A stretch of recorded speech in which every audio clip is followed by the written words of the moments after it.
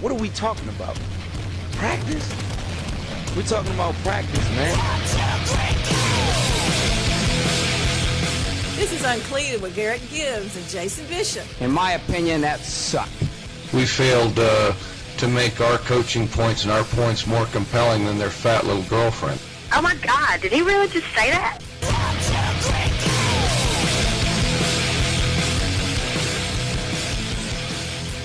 Jason Bishop, Garrett Gibbs, UnCleated on the Bishop Media Sports Network. We're going to do a top 25 roundup. We're going to talk Georgia, Vanderbilt, or whatever that was. We're also going to have a debate on pay for play, college athletes getting paid, a couple other things. Garrett, before we get into it, I have a funny story. You know, I've recently taken up golf, been doing it for it's been 4 or 5 months since I picked up those irons. Now you can't put them down. I can't put them down. No, yeah. You're right. Yeah. So I was on the golf course this weekend, and I was out on the range hitting some balls. I had to start on the back nine because there was a tournament going on the front nine. So I started, got close to the hole, got close to the green, and realized that I left my pitching wedge on the range. So I had to go back and get it. Well, there was a guy that was behind me that was starting at the same time where I was on a golf cart. He's walking. So, you know, as I ride back down the green to go to the range, I come by him and I'd say, hey, man, I left my wedge. I got to go get it. Sorry, you know, whatever. Go ahead and play through. He says, okay. So I find my wedge. I come back. Well, when I get back, because he's walking, he had just hit a shot that had just gotten up on the green, and I wasn't on the green yet. So, you know, he was like, well, you know, go ahead. So I chipped, got up on the green, missed a couple putts, and then he says to me, and he's standing there watching me hit all these shots, and he says to me, he says, well, do you want to just stop and let me play through? Now, keep in mind, he's walking, I'm on a golf cart.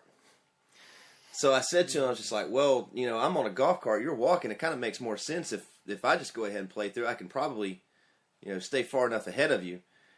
And he's like, well, I just don't want to stand here and watch you hit 4 or 5 different shots every time. And I was just like, well, again, I'm on a golf cart, so he's like, and then he comes back and says this, here's the kicker, pay attention to this. He comes back and says, well, I don't know your game or how good you are, but I know what I see, and I don't want to stand around and watch you hit shots. You don't want to see you have a practice session on the golf course. That's what the range is for. I was like, good Lord, can you be any more rude? Well, maybe he was some kind of, you know, long distance runner. Maybe he was running back there and you just didn't see it. I mean, you know, I've seen guys that can play really fast walking. I have seen, but you know, if you're not hitting 5 shots, you know, per stop, you know, you're not just throwing out 5 balls like playing best ball with yourself, I don't see how he could have caught you. Well, he didn't. I played through, and I stayed probably 2 holes ahead of him on the back nine, at least 2 holes. Got 2 holes ahead of him, probably. Anyway, yeah, it pissed me off pretty good. So. Yeah, that's pretty harsh, man. Yeah, I had to be escorted in handcuffs off the golf course. Oh, that's why I had to pick you up downtown this morning. Just kidding. Your boy had a birthday, didn't he? Yeah, he did. Saturday we had a little party for him. He turned 9, and we did it out where, you know, where we had a little outdoor pavilion place, and had a bunch of pizza and had a nice little field out there where we could play some football, and man, we just had a blast. You know, I guess the kicker was, and I'll make it kind of short and sweet, but, you know, we cost us a pretty good bit of money for the pizza, for the gifts, for the, you know, everything that goes along with a party. And we get down to the birthday cake, and for some reason that was kind of kept kind of hush about how much it cost. And I looked at the cake. It was a. I wonder why it was kept a secret. Yeah, well, you're fitting to find out, but it was a nice cake. I mean, it was a 2-layer cake, and it was nice. And anyway, I found out that the cake was, you know, about $110. $110 for a birthday cake? Yeah.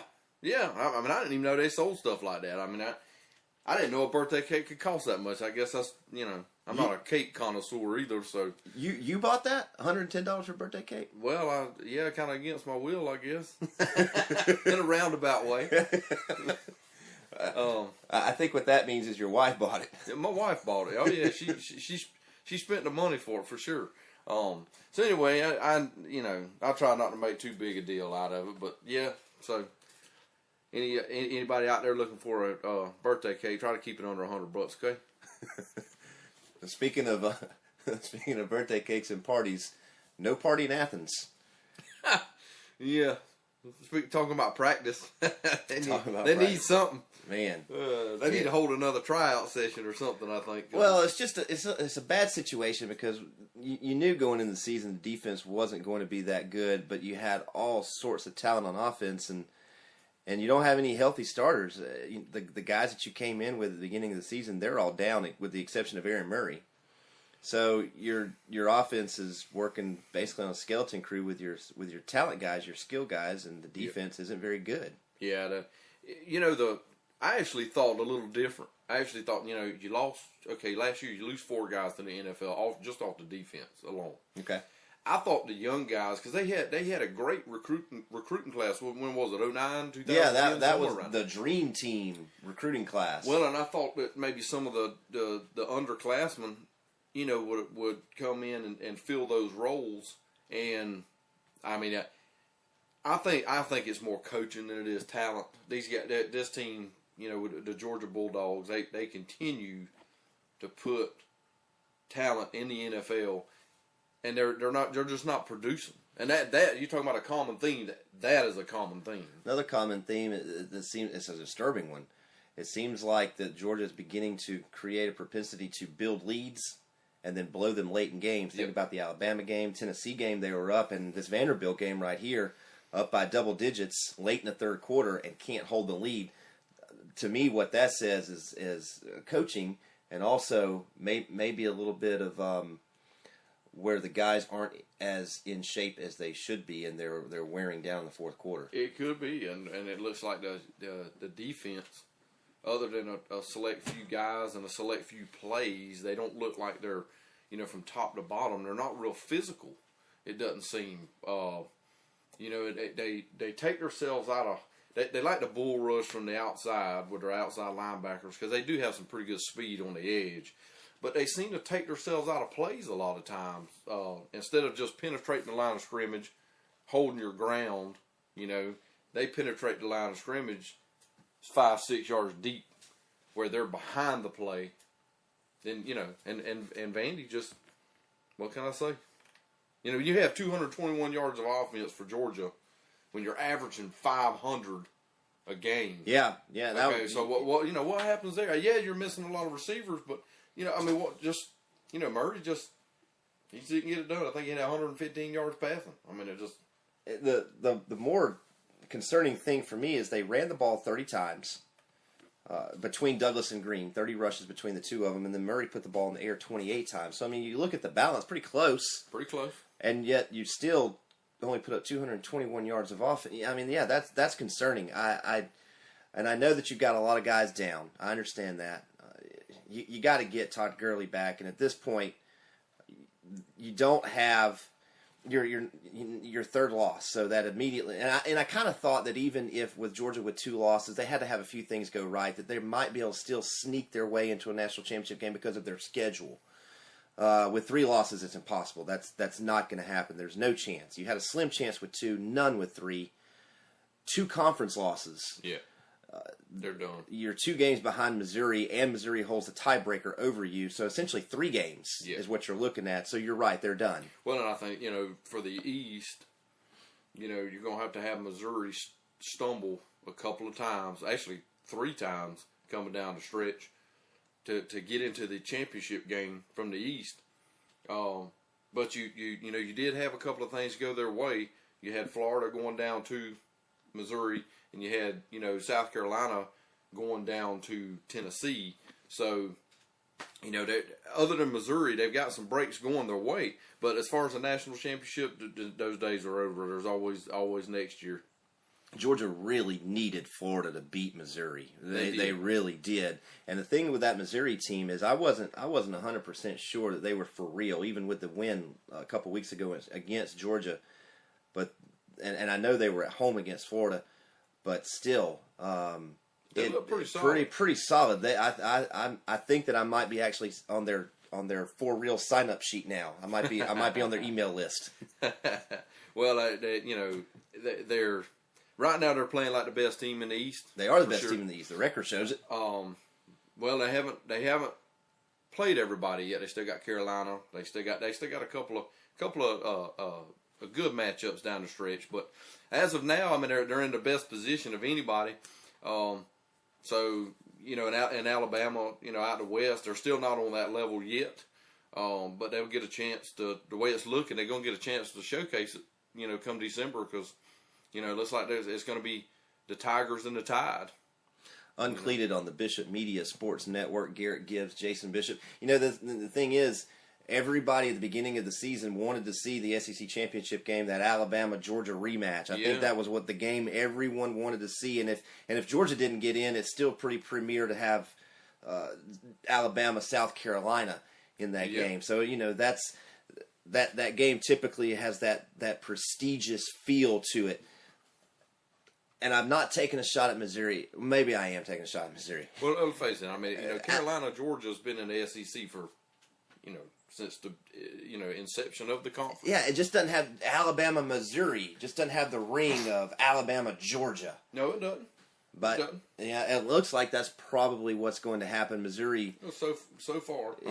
They've got themselves a 2-game lead in the East. They do, and I don't see them relinquishing that. It's going to be tough to do. And they might lose a game, but they still have the advantage over everybody else, because everybody else is so beat up and they've kind of dug themselves in a pretty big hole. Bottom line is Georgia next year, the year after that, it doesn't matter. As long as you have this coaching staff intact in Athens, you're going to still get the same results. They continuously put out talent.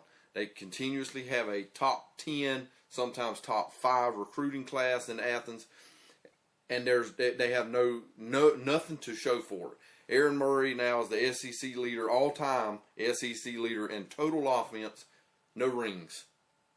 No rings. It's an interesting point, and I don't think that it's Aaron Murray's fault. I don't think it's the offense's fault. I think that you're talking about the coaching staff. You have to point the finger solely at the defense. We don't really have enough time to get out of that. I'm getting yelled at. We got to get out. So it's a hard break. UnCleated, Garrett Gibbs, Jason Bishop, the Bishop Media Sports Network. When Heron Document Systems opened, a connected copier meant it was simply plugged into the wall. Well, things have changed. 30 years later, the copier is the focal point of document workflow. It's not just the printer, fax, and scanner. It's much more. In the medical office, it's integrating patient information with their electronic medical records. In the legal office, it's performing OCR, Bates stamping, and tracking expense for client billing. All of these changes over the past 30 years, and Heron Document Systems is still here. Still, providing your business with the best solution for your document and workflow pains. Every business experiences those pains, and that's okay. With Heron Document Systems, there is a better solution. Visit HeronDS.com for more information. Heron Document Systems in Brunswick, the efficient solution for your business. Welcome back. This is UnCleated on the Bishop Media Sports Network. Garrett Gibbs alongside Jason Bishop. Had a couple of key matchups Saturday in the top 25. We're going to get into some of that. It looks like Florida State played kind of like the number 1 team in the nation Saturday against a big key win against Clemson. They pretty much just dominated on both sides of the football. They've gone up to looks like the number 3 spot now. You still got Alabama at number 1. Oregon 2, which I think Florida State should be number 2, but that's just me. But anyway, I mean, a key win. I mean, interesting scenario before we start breaking down next week's games. Odds are it could very well happen. You might have 3 undefeated teams: Alabama, Oregon, Florida State. If that happens, you can only take 2. What 2 do you take? I take Alabama, Florida State. I take Alabama, Oregon. I think I feel like Oregon's schedule is tougher than Florida State's schedule. I will say this. I think Florida State's wins, if they beat Florida, obviously they did what they did to Clemson. Don't forget, they goose-egged Maryland when Maryland was ranked. I get that, but I just think that Oregon's schedule, Arizona State, if they get by Stanford, which I don't think they're going to do, if they get by Stanford, the Washington State win, they still have to play UCLA. We'll talk about that in a minute. I just think their schedule's tougher than Florida State's, and they're more deserving. Yeah, well, yeah, I get that's a good argument. But do I think Oregon's better than Florida State? Oh, hell no. No, Florida State is. I mean, they've. I don't know what they putting in the Kool-Aid down there, but they have moved the Gatorade from Gainesville to Tallahassee. Yes, sir. All right, well let's go ahead and get into it. Tennessee is going to go on the road to Tuscaloosa to try and take down the #1 Tide. I don't see it happening. I know Tennessee's coming off a huge win, but Alabama 52-0 over Arkansas. Great googly moogly. Yeah, it just looks like they can do what they want to against anybody. You know. Yeah. Here's an interesting game, Garrett. Number 12 UCLA. They just got beat by Stanford. Number 2 Oregon. Who you got? Is this an upset pick? You take an upset pick here? No, it's very enticing. He's wavering. You know, the game's in Eugene. I got to go with Oregon. I think too much speed. Oregon wins. NC State goes on the road to face what is the gauntlet of Florida State right now. No problem for the Noles here. I think you could have some of the letdown factor, but I mean, I think they pull away late. Yeah. Yeah. Even if they did, NC State doesn't have the firepower to compete. I don't think so either. No. Penn State on the road. Ohio State, close game. Ohio State wins last-minute field goal. That's interesting. You think Penn State's going to play them pretty tough? I sure do. I do too. Number 20, South Carolina goes on the road to Missouri. We looked at this game, and South Carolina lost Connor Shaw. If they had Connor Shaw, I would take South Carolina to win this game, but they don't. I'm taking Missouri, pretty much wrapping up the East. Yep. Yeah. I think if they win this coming week, that they pretty much have locked up the East. Yeah. UnCleated Garrett Gibbs, Jason Bishop, the Bishop Media Sports Network. Number 6, Baylor on the road, Kansas. Nobody really cares. Everybody knows Baylor's probably going to win that football game. I'm taking Baylor. Hold on. 6 Baylor. 6 Baylor. 6 Baylor. Robert Griffin III is not there. You sure? So far, the best team in the Big 12. Yeah, they are. Wake Forest goes on the road against number 7 Miami. Miami's kind of just been, ever since they've lost Florida, they've kind of been swept under the rug, off the radar. Nobody paying them any attention. They've climbed the polls to number 7. Before we move on, I wanted to point out one thing, and I forgot to do it. Number 5, Missouri. Yep.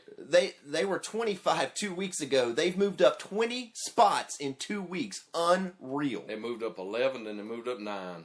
Unreal. Wins consecutively over Georgia, Florida probably helped. And what does that say?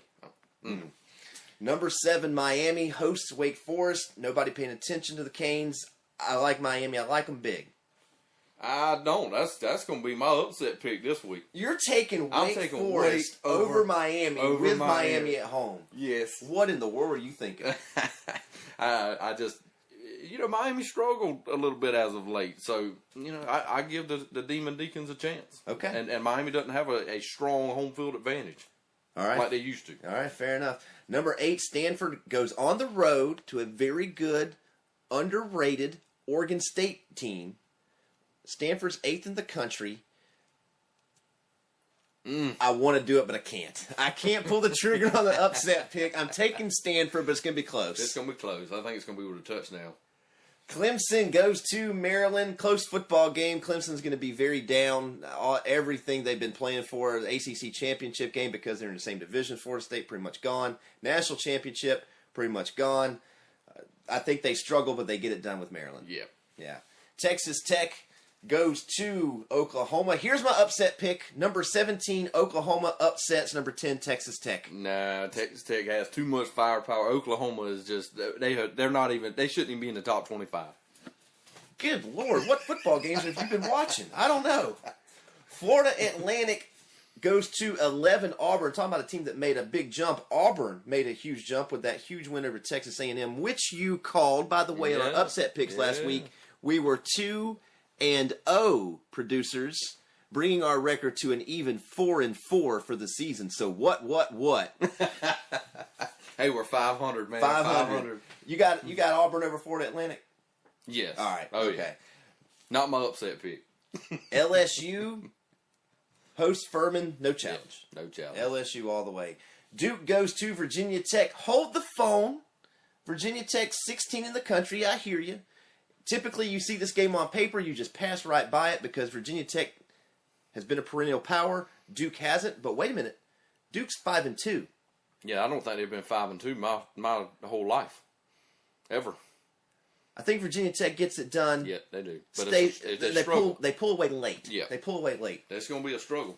Number 18, Louisville goes to South Florida. Hallelujah. They finally lost a football game that they probably shouldn't have lost. Takes them completely out of the national championship picture. They'll still find themselves in a BCS bowl, which is ridiculous, but still, they'll get it done against South Florida. They'll rebound. You agree? Oh, yeah. Okay. 19, Oklahoma State on the road. Iowa State, no big deal. Oklahoma State wins. 21, UCF hosts Connecticut. Connecticut's winless. They almost beat Michigan, earlier in the year. I like UCF here. Oh, yeah. Yeah. Central Florida's got a good team. Yeah, agreed.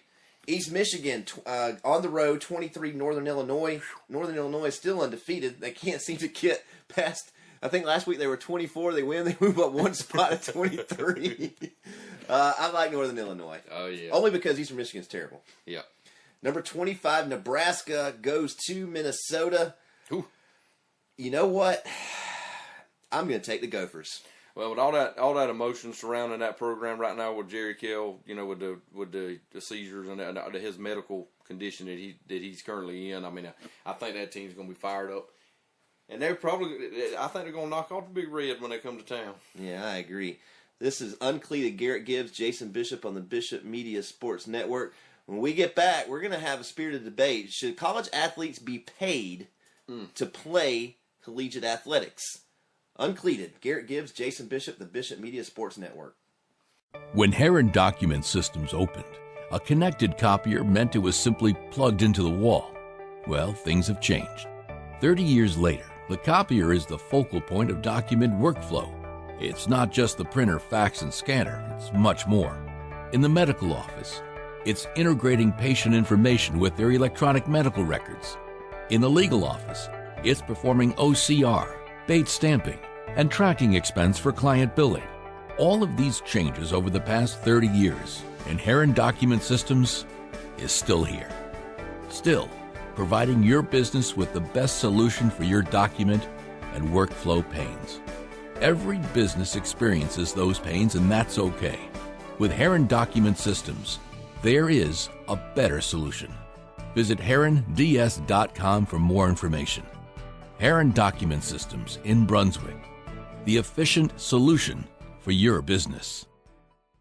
All right, back again. This is Uncleated on the Bishop Media Sports Network. I am Garrett Gibbs, sitting alongside my partner in crime, Jason Bishop. Before we move on to the next debate about the college athletes being paid, okay, which that, I rub a lot of elbows with this one because it bothers me a lot. But what about the Southeastern Conference carousel? It's just they're the only conference in the country that just completely beats themselves up. Seems like year after year. I mean, who'd have thought?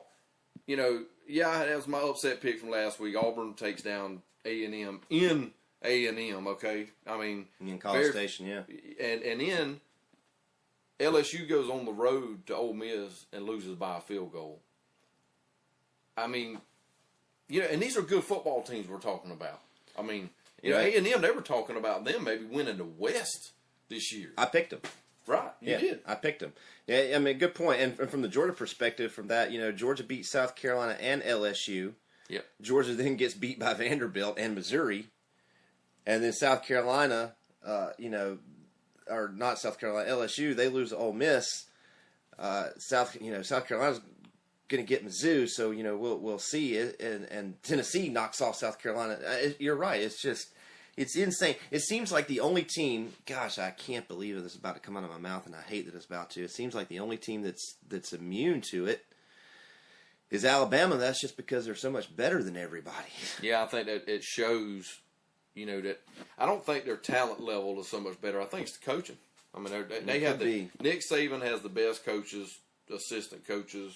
He has the whole the whole package going there, and he's much like Bowden was at Florida State for so many years. Well, You know, and the thing is, it ain't just one man. It ain't just a one man show. Talking about the talent that Nick Saban has at Alabama, I want to hear it. Should those guys be getting paid to play? No, that's a simple answer. No, I think that when you get a guy who's a prep athlete, high school athlete, and you approach him, and you're trying to recruit him to come to your university to play football or any other sport for that matter, we're going to say football for your university, and you're going to give him $100 to $150,000 worth of education, for free if he stays 4 years, and which is totally up to him. All he has to do is keep his grades up and play football. I think you're already paying him. Now, the NCAA rules about boosters, private boosters, like, I could be a booster. If I had enough money, I could approach the University of Georgia, say I want to be a booster, and give them money. They're not going to turn me down because I'm giving them money. If I want to take my money and say, A.J. McCarron, here, man, you played a good game, give him $500, give him $1,000, whatever I want to give him, because this is my money. I'm not affiliated with the university whatsoever. I'm not taking university funds and giving it to him. I do not think that should be illegal. I think that opens up a whole can of worms if you do that, because you could have people that are quasi affiliated with the university and say they're not affiliated with the university and pay the players, and then there's that loophole that the NCAA can't do anything. So I understand why the NCAA has the procedures in place now where you don't get paid at all from anybody, right, because that disallows the universities to find loopholes and kind of cheat the system. So I get that. I think I'm with you. There's so much money that flows through especially college football. There's just so network money, and then now the networks or the conferences are now creating their own networks, and then there are TV rights, and then merchandising and all that stuff. I am in agreement on the fact that I don't think that you should pay a college athlete to perform for their college team based upon you're already paying them. That's what the scholarship is there for. They're getting a free education. And then, and I heard someone, a colleague of mine, I don't want to call him out, but I used to work with him up in Atlanta, he said that the amount that they're given in scholarships doesn't even come close to the money that the universities are making off of these kids. He's right. He is 100% right. I agree. But the thing is, the education that they're getting now is, like you said, worth $150,000. But then how much money is that education going to allow them to make in the long run? Probably in the millions. Well, not only that, but let's dig deeper here. Let's just don't single out the football players here. The football program is the reason why you pay $5,000 a semester and not $10,000 a semester. Okay, some of that money is the athletic department is the biggest supporter of the entire university. Mm-hmm. Okay, and the football program being number one on the list. Because if you didn't have the football program, you wouldn't have women's softball. You probably would struggle to put together a baseball team. And then they all lose money. Right, because the football program is making so much money, they support these other sports. So if you want to start taking all those profits, if you will, that evil word, profits, if you will, off the football program, then now all of a sudden you're going to be struggling to find money.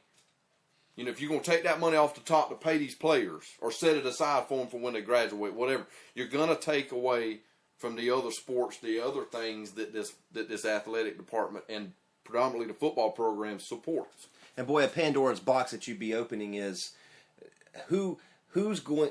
Do you pay all of your football players the same amount of money? Right. Do you pay the third string guy the same as you pay your starting quarterback? I sincerely doubt it. And the way I see that playing out, Jason, is another USFL. You're just going to have another secondary. It's going to be like the minor league of the NFL. And so if you're going to start paying guys, then all of a sudden you're going to have eligibility issues where a guy, if he can't make it to the pros, he can just play for Georgia for 12 years and call it a career. Why not? He's a professional now. It's different when you're a professional to when you're when you're an amateur. It's different. You know, so Pandora's box is that's exactly what it would be on either level, on either side. So I just think it needs to be the way it is now. I think that's one of the reasons why you have such pageantry and such tradition in college football. Everything pales in comparison to college football as far as tradition, down to the universities, you know, the rivalry games that you have. And I think once you start adding in the extra dynamic of, like you say, you know, your quarterback making more than your running back, or vice versa, or your offensive lineman, or whatever, it robs from everything that college football stands for. UnCleated on the Bishop Media Sports Network. Garrett Gibbs, Jason Bishop. Now, one thing that where I think I differ from some of the other folks is kind of on the same topic, but maybe in a different gear. The likeness, where, you know, Johnny Manziel got in a lot of trouble early in the season for signing his signature, which he owns. It's still his signature. Right. It was his signature before he went to college football. Yep. It's going to be his signature when he leaves college football. Why doesn't he own it while he's in college football? See, I think that's wrong.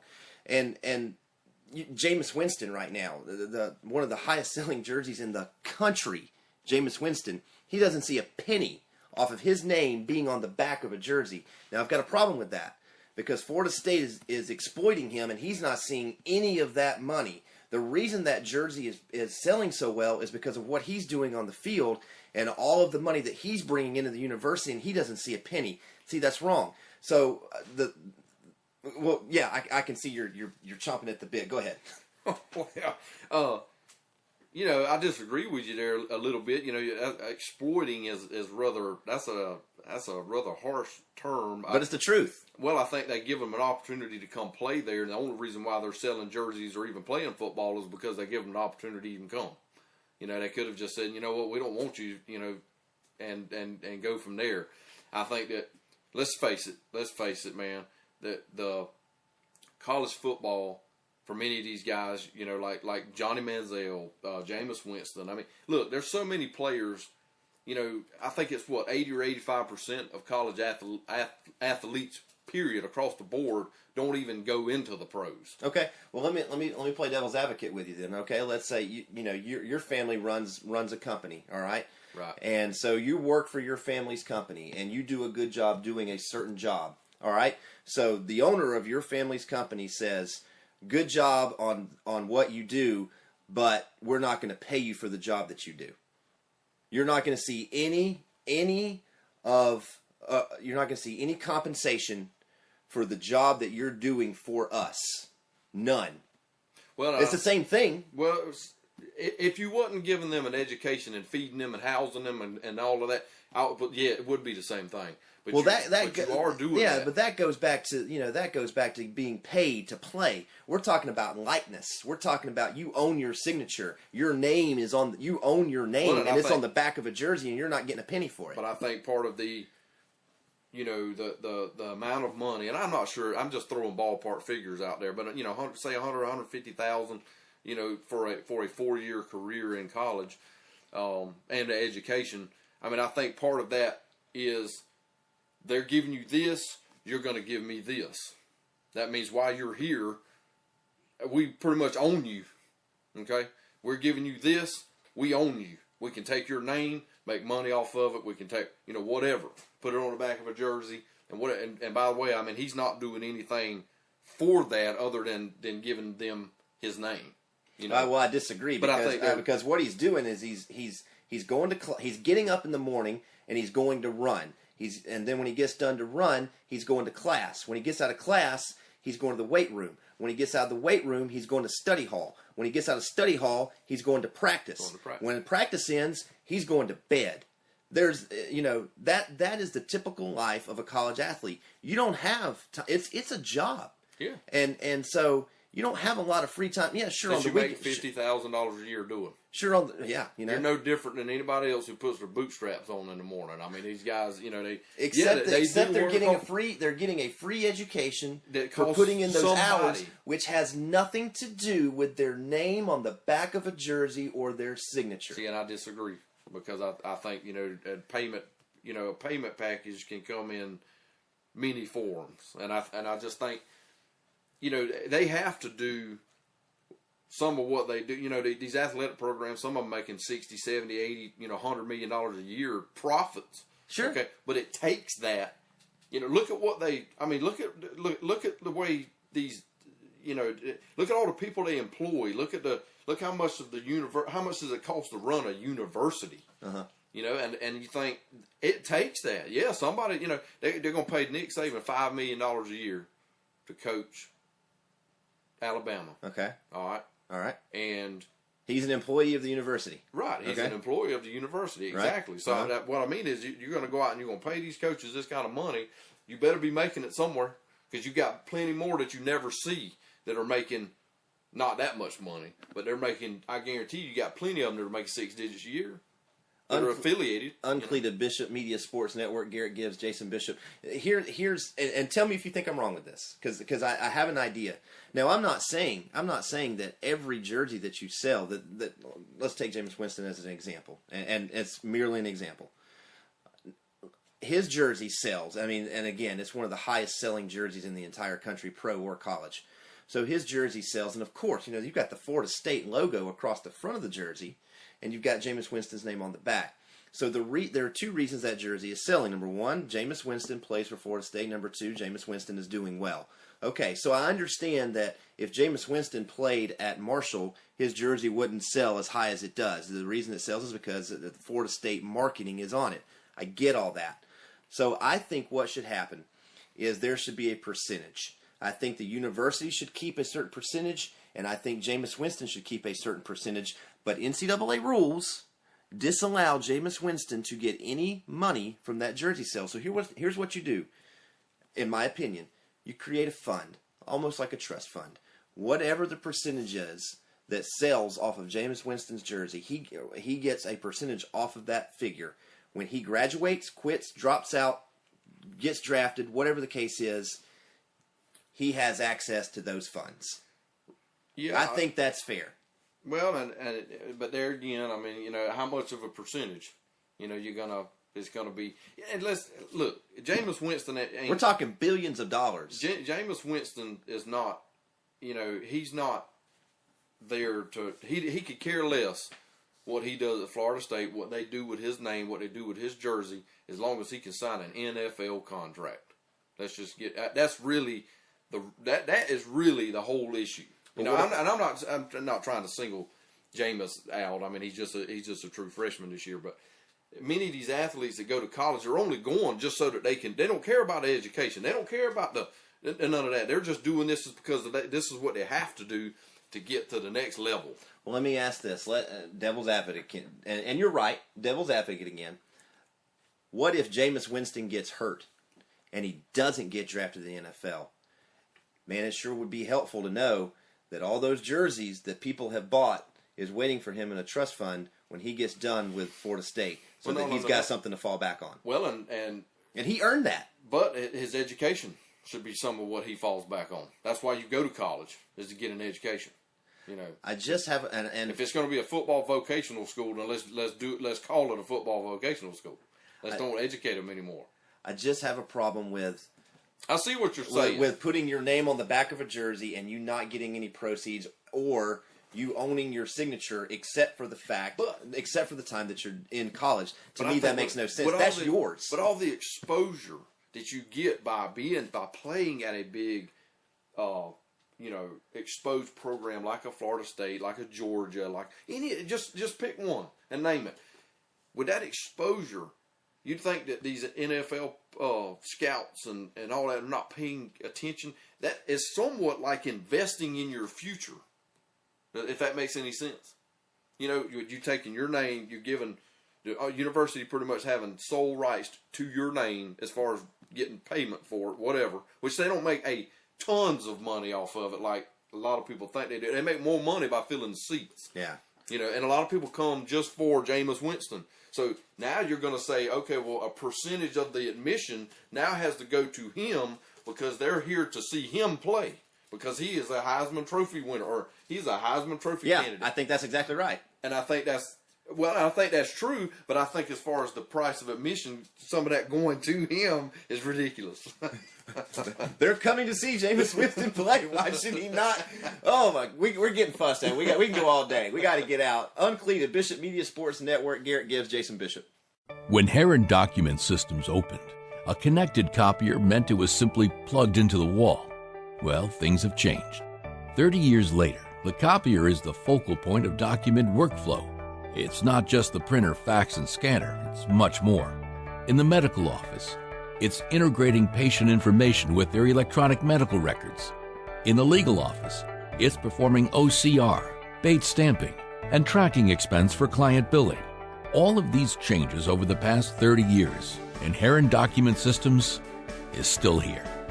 Still, providing your business with the best solution for your document and workflow pains. Every business experiences those pains, and that's okay. With Heron Document Systems, there is a better solution.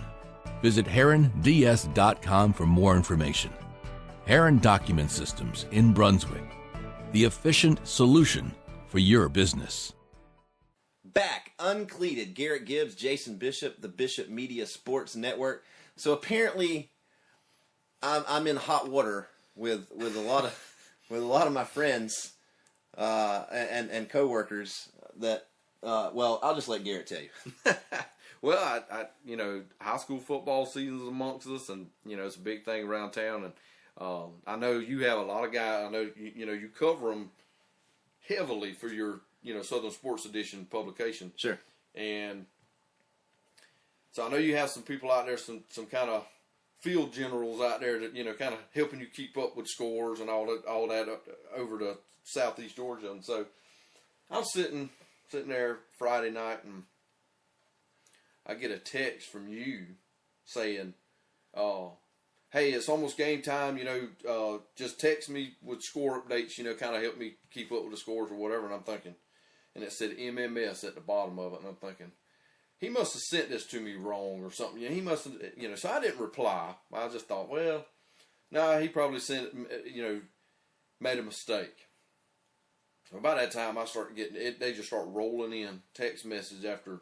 I mean, it was like at least every minute, 30 seconds to every minute. I was getting text messages not from him either, not from you, Jason, from numbers that I didn't even know where they come from, dude. And I'm like, what part of the country is this from? Who is this? These guys, they don't know who they're texting, man. And all it is high school football scores. And I'm going, well, I mean, I'm going to run out of text messages for the month, but at least I know what the scores were from all the games. Well, okay, and just to clarify, Garrett's right. On Friday nights, we Bishop Media Sports Network owns the Southern Sports Edition, and I help out a lot with that. And so every Friday night, I typically will create a group message to the folks that work for the Southern Sports Edition that are out on assignment or in a radio broadcast covering the game for either their radio partner or SSE. And so this Friday night, I decided, you know what, I'm gonna add a couple of my buddies to this list because I think they'd enjoy getting the scores. I was wrong. They didn't enjoy it. How many text messages did you say you got? It was somewhere between 30 and 40 texts and about. I can imagine Kristen being in the house with your probably about in about a 2-hour span. I would say maybe not that much, maybe an hour and a half, something like that. But I got about 30 or 40 texts, and yeah, she was over there. Who is texting you? And I mean, it was just because my phone was over there, pretty much hovering. It was going off so many times. Sometimes I'd get one from this number and that one at the same time. And it was like, man, 2 new messages. My phone's gonna blow up. I'm not gonna. It's not. I can turn my phone off and get away from it. I'm not gonna mention any names, but there was another guy that's affiliated with us and doesn't cover high school football, and he sent me a text. I sure wish I would quit getting these scores. And I texted him back, and I was like, "Sorry, man. I thought that you would be cool with me adding you in." He was like, "No, I'm not." And I said, well, just remove yourself. And so he was like, okay. So then a few minutes later, he's like, I can't remove myself. Help. I was like, all right, well, I'll remove you. And then I couldn't get removed from the group thing. So I texted him back, and I was like, sorry, man, I can't figure out how to remove you. At least you're going to be updated. You're going to have the score. No excuse. He was not happy. Well, that's going to do it for us. We got to get out. This has been Uncleated with Garrett Gibbs and Jason Bishop on the Bishop Media Sports Network.